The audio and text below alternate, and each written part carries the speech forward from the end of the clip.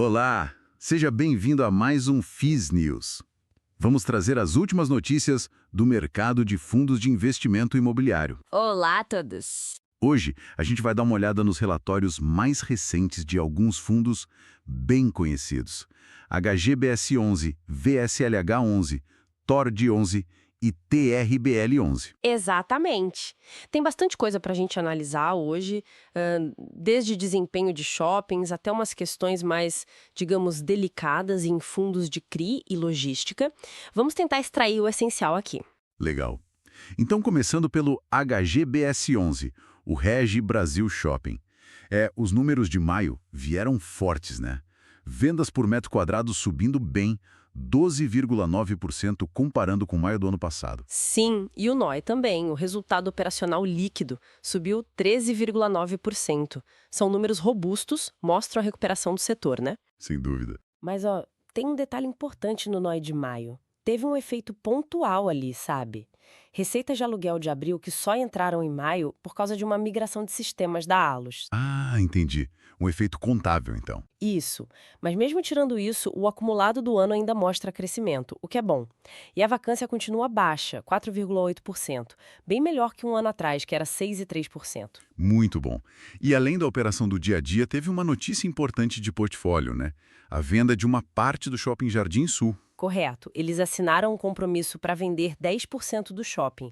O valor foi 63 milhões de reais e o pagamento é à vista, na escritura. E isso deve gerar um lucrinho extra para o cotista, imagino. Sim, a estimativa de um lucro não recorrente de 0,3 por cota quando o dinheiro entrar de fato.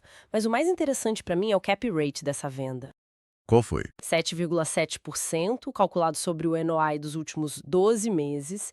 Isso é um ótimo sinalizador de valor para esse tipo de ativo de alta qualidade, né? Mostra que tem comprador interessado a bons preços. Boa referência mesmo.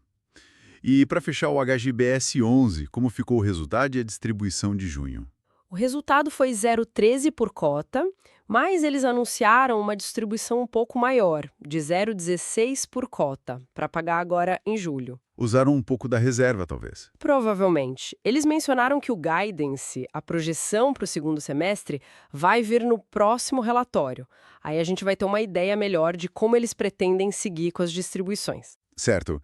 Bom, mudando de setor agora, vamos para o VSLH11, o Versalhes Recebíveis Imobiliários, um fundo de CRI. A distribuição de maio foi baixinha, né? 0,033 por cota. Foi. Isso deu um dividend yield de 1,17% no mês, considerando a cota média ali de 2,81. E se a gente fizer aquele ajuste para comparar com o CDI, o tal do gross up, Isso, aí daria 1,38%, o equivalente a 115% do CDI.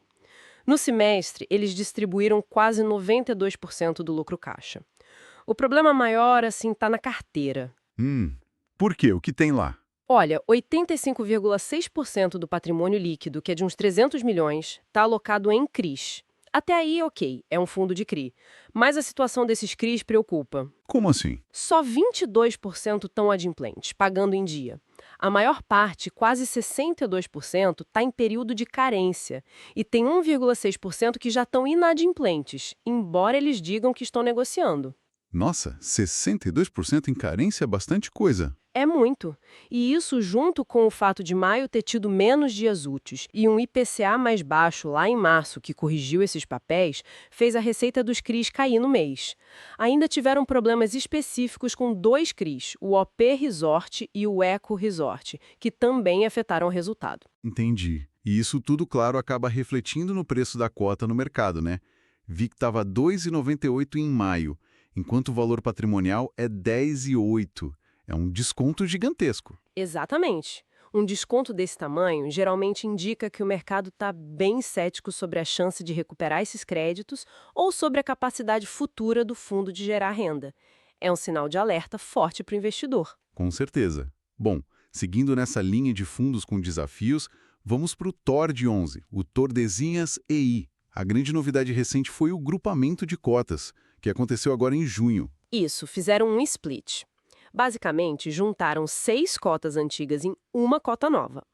Para dar um exemplo, se alguém tinha 6 cotas que valiam 0,63 cada uma antes, passou a ter uma cota valendo 3,78 depois. Importante dizer que isso não muda o valor total que a pessoa tem investido, né? Só muda a quantidade de cotas e o preço de cada uma. Perfeito. O valor total é o mesmo. Os detalhes sobre o que acontece com as frações de cotas que sobraram e o leilão delas ainda devem ser divulgados. E a distribuição de maio, como ficou? Considerando o antes e depois do grupamento. Foi 0,006 por cota antes do grupamento, isso equivale a 0,36 na cota nova, pós-grupamento. A receita do fundo em maio veio basicamente de dividendos de um outro FII que ele investe, o DVFF11, e de alguns CRIs. E imagino que a receita dos CRIs aqui também sofreu um pouco, pelos mesmos motivos do VSLH11. Exatamente os mesmos, menos dias úteis e o IPCA de referência mais baixo. E tem mais, um CRI específico, o CRI Hope, teve o prazo de waiver, que é tipo um perdão temporário de pagamento, estendido até junho de 2026, para juros e amortização. Exigiram só um pagamento mínimo nesse período. Mais um ponto de atenção, então. Sim, um ponto que pode ser visto como positivo é que a gestora renunciou de novo à taxa de gestão desde abril do ano passado, mas a administradora cobrou a taxa mínima dela. E o desconto da cota de mercado para o valor patrimonial aqui também é enorme, né? Vi a cota a R$ 3,72 depois do grupamento, contra um patrimonial de mais de R$ 35. É brutal, R$ 35,76 o patrimonial pós-grupamento.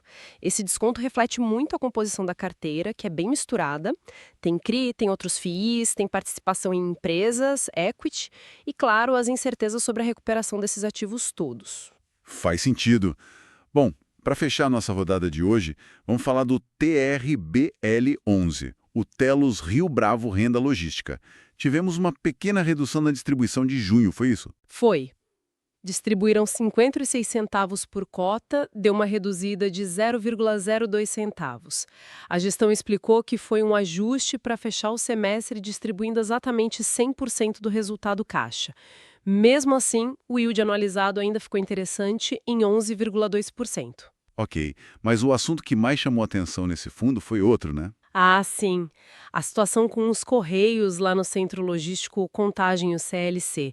Isso foi o destaque negativo. O que aconteceu exatamente? Os Correios formalizaram que querem sair do imóvel, querem rescindir o contrato unilateralmente. Isso obrigou o fundo a fazer uma reavaliação extraordinária do ativo, que acabou reduzindo o valor patrimonial do fundo em 8,4%, isso com base lá em 31 de maio. E essa reavaliação já considera um cenário ruim de o imóvel ficar vazio e ser alugado de novo mais barato? Exato.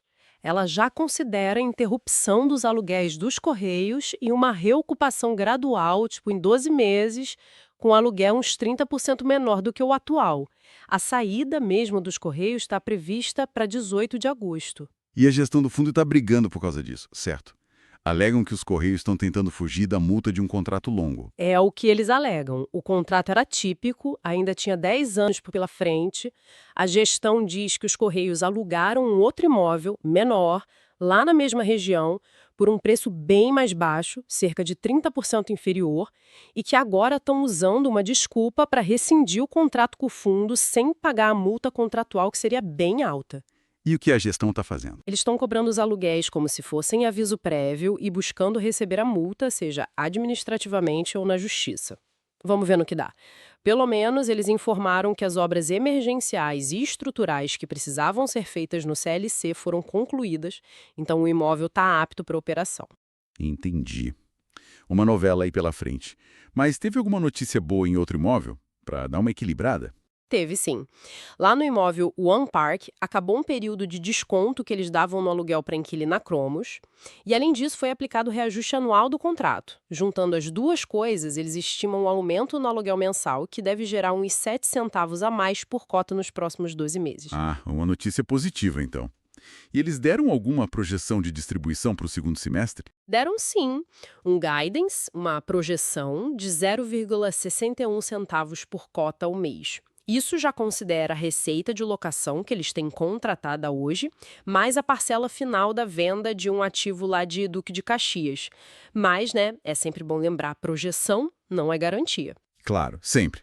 A vacância física do fundo fechou junho bem baixa, né? 2,5%. Sim, a vacância está controlada. O WALT, o prazo médio dos contratos, também é longo, 7,29 anos, muito por causa desse contrato atípico dos Correios, que agora está em disputa. Interessante como cada fundo tem seus próprios desafios e oportunidades, né?